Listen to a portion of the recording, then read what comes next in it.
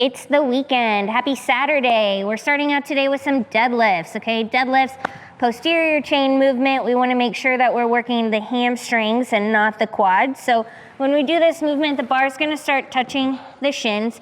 Your shins are vertical, your hips are up. You should feel a nice amount of tension in your hamstrings.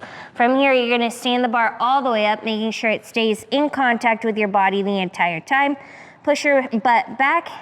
Once you pass your knees, you get a slight bend, bringing it down to that starting position. Also, the head stays neutral in this movement, okay?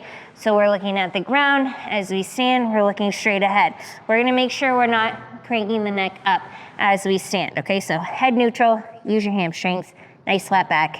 You got it. You guys know the drill. After that, we're gonna get into some conditioning with some rowing, toes to bar, biking, and D-ball cleans. Okay, so you're gonna row, row, row. You're gonna head over to the pull-up bar. We are gonna do some toes to bar. I like to focus on compression on toes to bar, so keep your eyes forward. Focus on folding in half as much as possible, as opposed to pulling back with your lats, okay? So we're gonna see how much we can fold in half.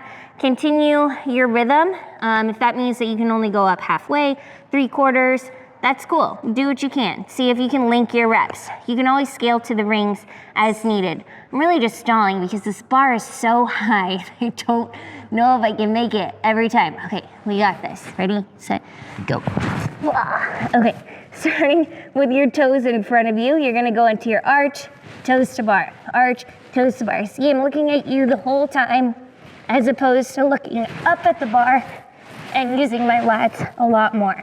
If you need to just go halfway, or maybe we go 3/4, whatever works for you. Try and keep those legs straight though. I know you can do it, all right?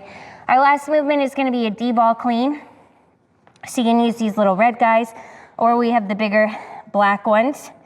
You're gonna get your fingers or your forearms underneath the ball, depending on how big it is. You can pick it up to your lap, give it a nice hug, get it as close to your chin as possible. Pick the hips up and then roll the bar up your shoulder, okay? Then you'll just drop it in front of you. If it's light enough, you can pick it up and roll it up right away, okay? But as it gets heavier, lap it, hug it, hips, and roll it up. Use those hips to roll that weight up onto your shoulder. That will help a ton, all right? That's it for today. Have fun.